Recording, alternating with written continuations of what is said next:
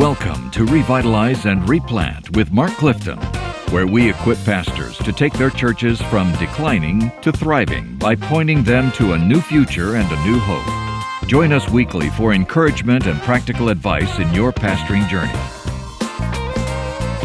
Welcome back to Revitalize and Replant with Mark Clifton.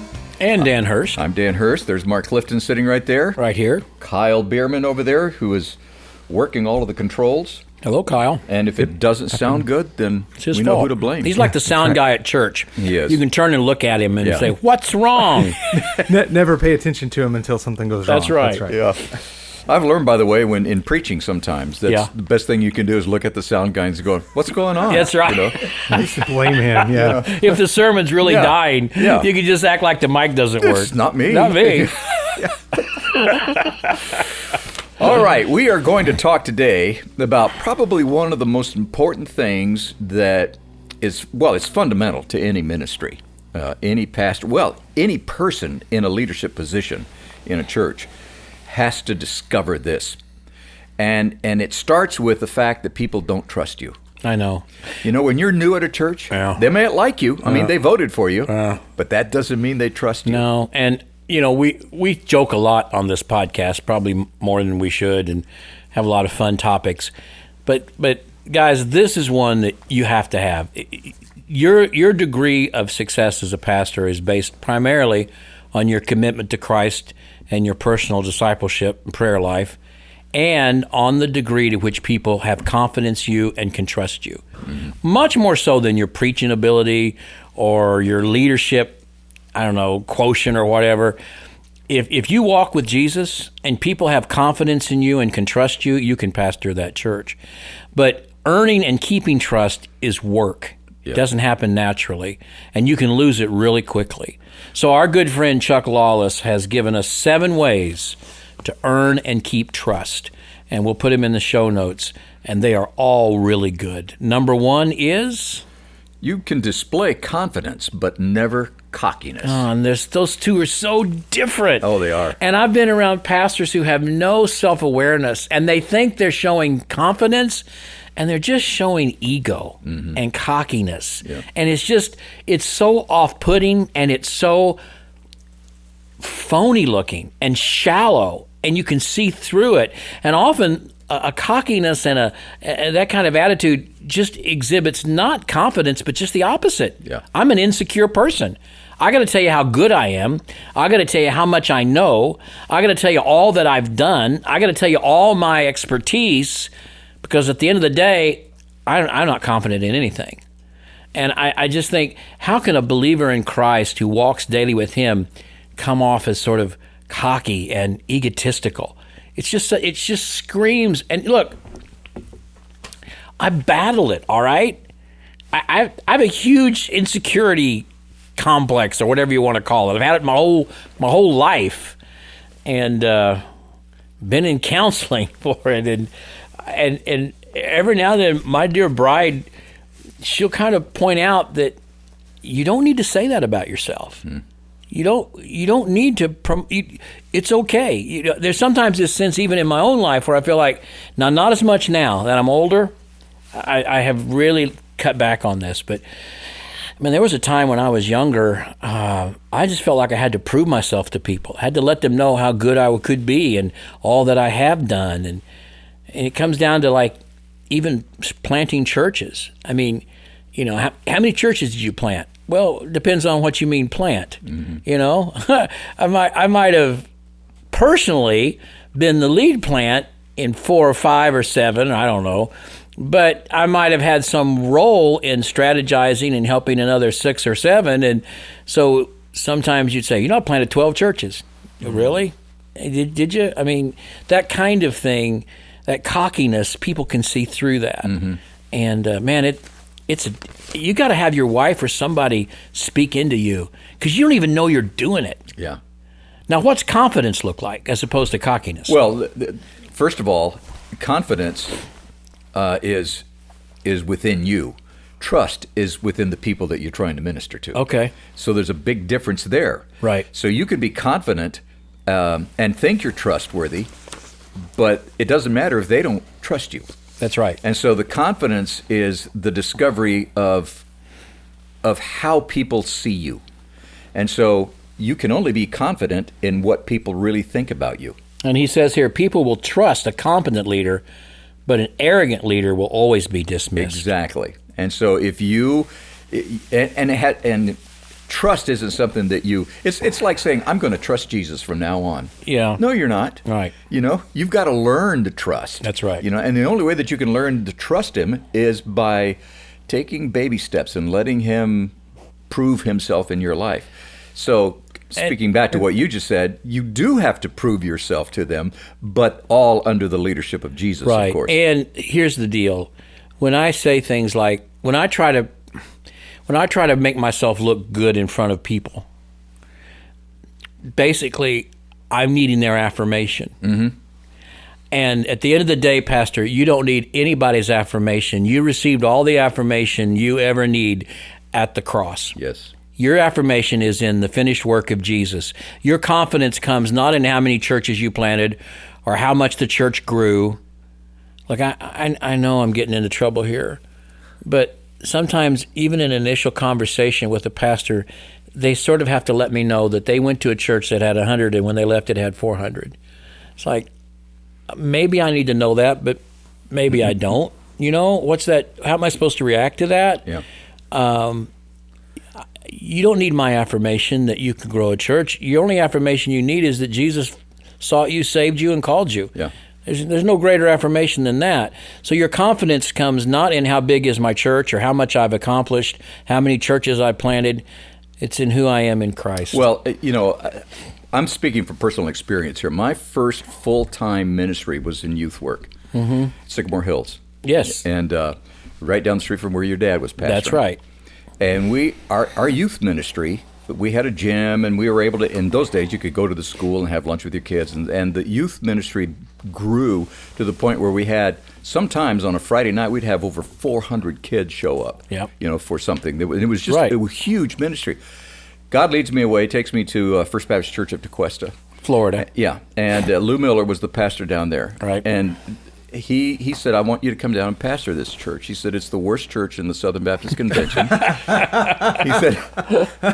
said, I don't like them. They don't like me. I don't like this place. And I said, I'm not coming down come there. be a part of this, Dan. We want you That's to exactly what I said. I'm not doing this. And look, he said, I already told him that you come down in view of a call. Yeah. He said, think of it as a vacation. Oh, no. I went down there. Sure enough, I hated it. Yeah. I hated it. But sure enough, 3 months later, God just made it very clear that's where we were supposed to be. So we go to this church. I leave a youth group of 400. I go to a youth group of 23. And in 3 months, I built it to 11. To 11, okay. And that was a wet rag there, right, brother? And so, but I learned it, and it was that very thing that Lou taught me. He said, "Look, it's not about you. It's about Christ. And if you make it about you, it will never be about Christ." Yeah, that's true.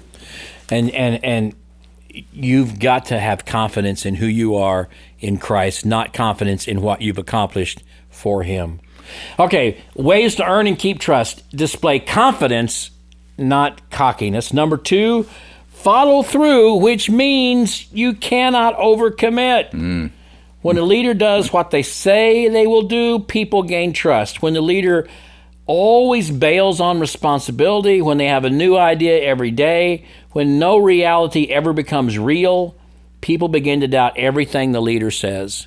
And, I'm sitting across from Kyle Bueermann. He's on my team at NAM. That's about half of who I am. I wake up in a new world every day. I got a new idea every day. I want to go to every speaking engagement that I'm invited to. I tell everybody, yes, I'll come. And then I look at my calendar and go, I can't do that. In fact, first in 2 weeks, I have 2 major events scheduled at the same hour and the same day. And I'm going to have to try to be at both at the same time. Fortunately, they're in the same city, but I'm going to go to one, do as quick as I can, head out the door, let somebody else finish it, and get to the other one because I have double booked myself. So why did I double book myself? Because I don't want to tell anybody no. And why do I not want to tell anybody no? It goes back to what we said before. I want people to like me and think well of me.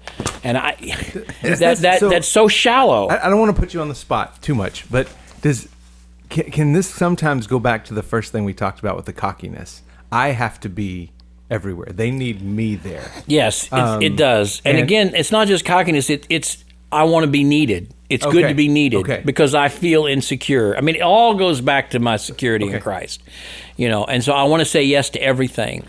So both of those could be a downfall. It could be. I have to be the one because I'm the only one who can speak here. That's right. Or, man, I need to be there. That's right. So that because I find myself overcommitting. Yeah. In other words, you cannot be a trusted leader if you say yes to everything because you can't do everything. Mm-hmm. All right, and then you'll end up not following through, and then that's devastating. People have so much more confidence in you if you will actually say no. They may be disappointed, but if they know you'll do what you'll say you'll do. Yeah. And guys, that's a lifelong learning process for me, and I'm nowhere near there yet. And they'll be disappointed, but much less disappointed than if you say yes and then don't show up. Oh yeah. Well, that's a kiss of death right there. Yeah. I mean, really. I had a friend. My first director of Associational Missions when I first got my job as a church replanter or church starter strategist, whatever I was, down in Atlanta, in the northern suburbs of Atlanta, up in the mountains, really. And my director of missions was a guy named Leonard King, and he had this real heavy North Georgia accent. He was a country boy, and he made a commitment to speak at a WMU rally in his association, and he double booked himself, and he couldn't make it, and so I guess the WMU lady in their association just rode him over the coals publicly at a meeting and just nailed him for not following through and not showing up when he said he would, and he owned it. But he told his wife, I was in the room, he goes, honey, he said, I'm going to be at that WMU meeting next year. He said, if I die between now and then, you go to the cemetery, you dig me up, and you roll my body across that stage. I'm going to be there one way or another. I've never forgotten that. Okay. All right, number 3. Number 1, display confidence, but never cockiness. Number 2, a follow through, which means you never overcommit. And then number 3, to earn and keep trust, you've got to learn to trust others. What's that mean? Well, without even having completely read through this, I noticed. Thank you for the great pre-show work. I will tell you this: that I can't trust others. I can't trust you for show others prep. Can't trust me unless I've learned to trust. There you go. And so I have to learn to trust other people also, because that's what they're going through in learning to trust me. So I just think it just means that there has to be this, as Chuck puts it, a mutually exclusive commodity. Yeah. That's an interesting term. It is. If people don't think, if you don't, again, it goes back to what Kyle said, I have to do everything because nobody else can really do it. Yeah. I mean, that mentality of a pastor, and again, Kyle and I work with declining and dying churches, and sometimes there's wonderful pastors in those churches, but they're pastors who do everything. I mean, literally, sometimes they give the announcements, they read the scripture, they pray, they preach, they do everything but lead singing, and sometimes they lead the singing. Mm-hmm. And then also, if you're going to have a meeting, they're the ones that plan the meeting, get the room set up, bring in the whiteboard. It's like they do everything. And and they say, well, we don't have anybody to do anything. Well, you've got to figure out some way to develop leaders and put trust in people. If you'll put trust in people, they'll learn to trust you back. Sure. But you're kind of communicating to your church, no one's really trustworthy because I have to do everything. And by the way, if that happens, you don't love them. That's right. You're not loving them as you should, for sure. Go ahead, Kyle. One of the things that we talk a lot about is being a resourceful generalist, doing what needs to be done for a time, but then finding people that you can hand things off to, right? Who can take over. And anytime I hear from a pastor and they say, I've been here 5 years and there's no one else who will do anything. Yeah. I just have to gently say, that's on you, because you've not trained someone up. You've not entrusted others with that. And so I think a lot of times pastors burden themselves much more than necessary because they are unwilling to train others. Maybe it goes back to that insecurity thing that we talked about, right? It does. If I'm indispensable, then they'll recognize how much they need. The title of this is 7 Ways to Earn and Keep Trust. And if you're insecure, you can't earn or keep trust. Sure. Yeah. And along with what we're talking about here, you cannot, like I mentioned earlier, that you don't love them if you don't trust them. And they don't love you if they don't trust you. That's right. And so that's the whole premise of your ministry is to love one another. And so that means that you've got to learn to trust them, and they've got to learn to trust you. If you're not putting trust in others, it may mean that you are controlling, micromanaging, and even negative toward every idea that's not yours. You got to think through that, guys. All right, number 4, you have to extend grace, but in some ways be firm on non-negotiable principles. This is a balancing act. In other words, if you want to earn trust and keep trust, you've got to extend grace. Everything can't be a hill worth dying on. Mm-hmm. All right? There are some things you just got to extend grace to and let it go. It's just not a hill worth dying on. But then there are other things, doctrinally, theologically, ethically, they're a hill worth dying on. Yeah. And guys, I don't know, but some of you have a hard time deciding which is which. Mm-hmm. I mean, for some of you, a hill worth dying on is we can't have that flag on the platform anymore. That's got to come down. For whatever reason, whatever your personality, you got to have that on there. And it's like, that's not a hill worth dying for. That's may get you fired, and it probably has, some of you listening to me, But if someone says, something along the lines of, I'm not sure about the virgin birth or atonement, well, that's a hill worth dying on. Those are pretty obvious ones, but there's a lot in between. And in order to build confidence and people have trust in you, you've got to extend some grace. There's got to be, everything can't be your way or the highway, and you got to realize that we talk about tactical patience. And tactical patience means just because I don't change it doesn't mean I agree with it, and it's not ever going to change. It's just not going to change right now. Right. I had a guy tell me one time, he said he was mentoring a young pastor, and his young pastor was in his first church, and he called his mentor and he said, I'm leaving. I am quitting. I'm getting out of here. This is nuts. He said, I got a email from the chairman of deacons, and he told me the deacons had met without me, and they really want me to go ahead and wear a tie on Sunday morning in the pulpit. They didn't like that I wasn't wearing a tie. And he said, "That's it. If that means that much to them, we are so far apart. I'm leaving." And my friend said, "Okay, I'm going to tell you how to solve this." He said, "I'm going to go get something, and I want you to write this down." So he said, "You ready?" He said, "Yeah." He said, "All right, write this down." Okay, wear the dang tie. Yeah. I mean, just wear the tie. There's got to be some grace you extend. All right, everything's not a hill worth dying on. Yeah. And man, again, working with dying churches, I've seen pastors blow this up so many times. And then something that is a hill worth dying on, some church bully who runs every business meeting, who won't let anything get accomplished, you let him get away with whatever he wants. Mm-hmm. That's a hill worth dying on. So that's a whole nother podcast for a whole nother day. But you got to extend grace in some ways, but also be firm in non-negotiable principles. Number 5, Mr. Hurst. Well, number 5, Mr. Bueermann. Yeah, tell us what number 5 is, Mr. Bueermann. So number 5 is don't be a know-it-all. Well, that kind of takes me off. I don't like that one. The whole purpose of this podcast. The whole purpose of this podcast is to show you how much I know. No, what's he mean by that? What's Lawless mean by that? He says, try to be knowledgeable and aware by constantly learning, but realize you don't know everything, and you'll know far more with a team. Yeah. Yeah. People trust a teachable leader. I will never forget this. And I know, Rick Warren, people are he's kind of polarizing. He didn't used to be as polarizing as he is now, but he's certainly polarizing now. But about 1986, I think. So he'd been doing his church about 5 years, and it was several thousand. I forgot, probably 4,000 or 5,000 even then. And I was working for the Old Home Mission Board, and I was directing church planting projects west of the Mississippi.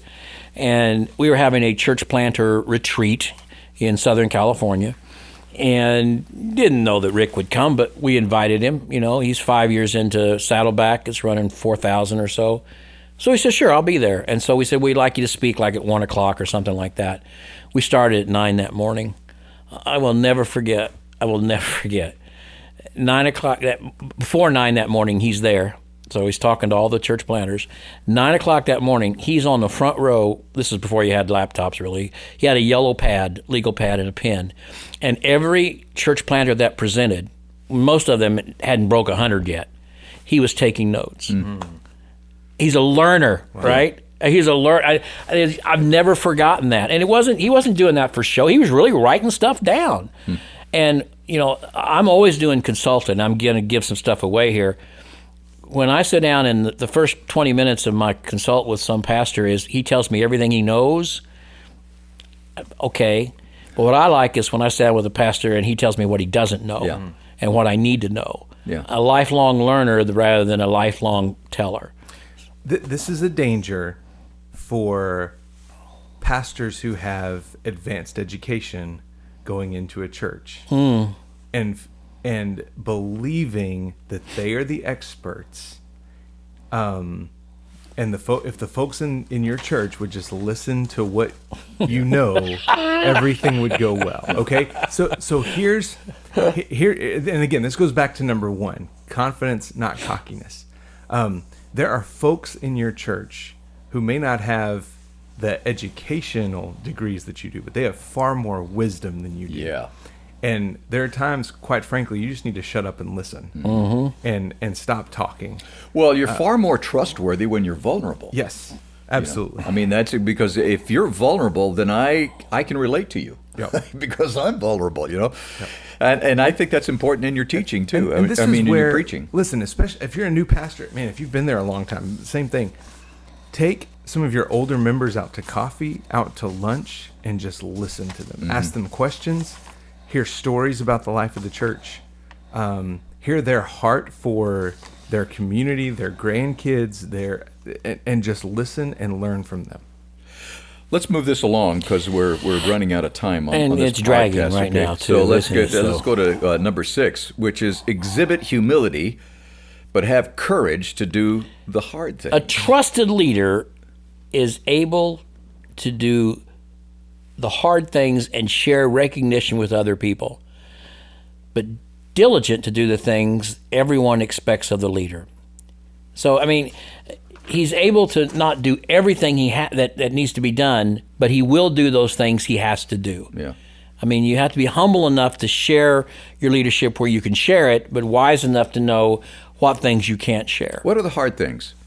When he talks about this, exhibit humility, but have courage to do the hard thing. What are examples of the hard things? I think sometimes there's some interpersonal problems within your church, interpersonal problems in the deacons, interpersonal problems, and I think you just can't step aside. You've got to put yourself in the midst of that and say, this is my job. I don't want to do it.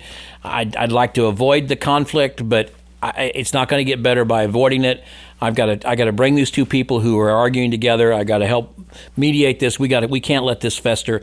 We've got to hit this head on. I think many times pastors, we are conflict avoiding, and so we if you like conflict, that's a whole other problem. That's another podcast. You got a real problem.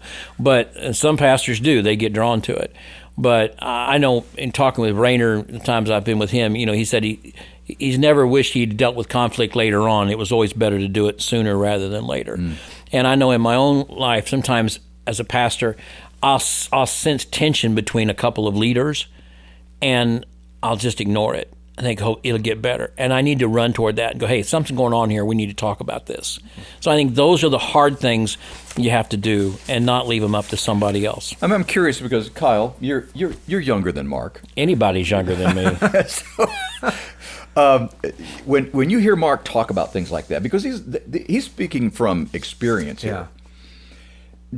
Do you think back to a time in your life, and in your ministry, where you completely blew that part? Oh, man. And you're learning it? Oh, goodness. I look back at some, like, letting conflict fester, and I didn't step in because part of it was I didn't want to get involved in a situation I wasn't really involved in, but when it involves church leaders and it's affecting church ministries, pastor, you're involved in it. Like that. So again, like I can think back to a couple of situations where I'm going, if I had that conversation a month earlier, we could have probably spared some heartache and some hurt feelings and some tension that just didn't need to be there. Yeah. Or you see someone that's that's being obnoxious in church, being obnoxious in their conversations, someone that is really being a bully and sort of taking over and dominating the business meeting. You just can't leave that to somebody else. I mean, you've got to deal with those things head on. And this is where if you play your hand right, where everything is not a hill to die on, right, but you have some non-negotiables, that's where those can really make a big impact. That's right. If you reserve kind of, going in and making those hard decisions when it's really necessary, there will be more weight behind it rather than, you deciding you've got to step in and control every decision that's made. So, which brings us right to the seventh number point. seven, This is exactly what you're talking about, Kyle, and that is that you value people more than Absolutely. progress. Yep. Yeah. So let's go back real quick, if you don't mind. We're talking about 7 ways to earn and keep trust. So number 1, display confidence and not cockiness. Number 2, follow through, which means don't overcommit. Number 3, earn and keep trust by putting trust in others. Number 4 also is extend grace in some areas, but be firm in non-negotiables. Number 5, don't be a know-it-all. Number 6, exhibit humility, but have courage to do the hard things. And number 7, value people more than progress. Well, I'll tell you what, when you make progress the key way to define your ministry, you already have failed. I know. Because now you're using people as a means to your end. Mm-hmm. There was a old home mission board president. Man, you listen to me, it's like listening, all these old stories. Like I am the old man telling stories, right? If you know who Courts Redford is, put a thing in the show notes. That goes way, way, way back to the 1960s, probably. Courts Redford was he was the Bob Record and the Larry Lewis and the Kevin Ezell of his day. He was the president of the Home Mission Board in the 1960s, I think. And Courts Redford, he had a thing on his desk, a sign on his desk that said, don't count people, people count. Yeah. And I just think that we live in a world where we count people in terms they're a number. How many people do we have? Don't just count people, but remember, people count. People matter. And I've never forgotten that. And for someone who was the head of an agency where numbers is everything, what's your baptism numbers? What's your Sunday school numbers? How many churches have you planted? And those things are important to be trackable, I suppose, but people are not a means to your end. They're not like the downlight in your Amway line or whatever. You're not a multi-level marketing. You're going to as many people as you can. People know when they've been used like that. And it's not about growing numerically. It's about loving people and caring for them. And you got to value people more than progress. Well, this has been an interesting discussion on a topic that is so critical to every ministry, and we hope that you've learned something from it. Please take time to subscribe. Leave us a note. We'd love to hear from you. And we'd like to know what you think about some of these things, because a lot of times we'll circle around on some of these topics, and it helps when we have additional input, especially from people that know what they're talking about. Yeah, unlike us. Yeah. So that brings a wrap to this. Thank you to the North American Mission Board for sponsoring Revitalize and Replant with Mark Clifton. Thanks for joining us today on Revitalize and Replant. This podcast is brought to you by the North American Mission Board, where we help dying or struggling churches regain health for the glory of God and the good of their communities. If you found this conversation helpful, don't forget to subscribe to the podcast on your favorite platform. To learn more about becoming a replanting pastor or to explore resources about revitalization for your own church, visit churchreplanters.com.